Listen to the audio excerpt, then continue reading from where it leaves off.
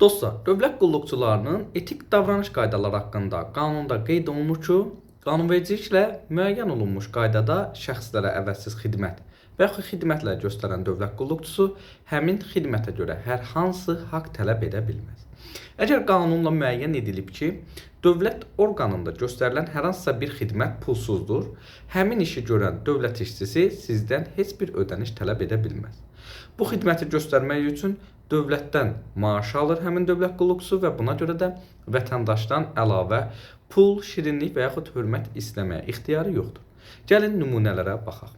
Təsəvvür edin ki, vətəndaş Əli yaşayış yeri haqqında arayış almaq üçün yerli icra nümayəndəliyinə və yaxud da asan xidmətə müraciət edir. Qanunvericiliyə görə bu arayışın verilməsi ödənişsizdir, pulsuzdur.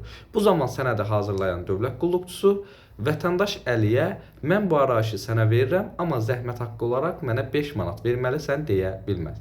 Əgər desə, bu qanun pozuntusudur. Çünki Əli bu xidməti qanunla pulsuz almalıdır. İzlədiyiniz üçün hər birinizə təşəkkür edirəm. Sağ olun.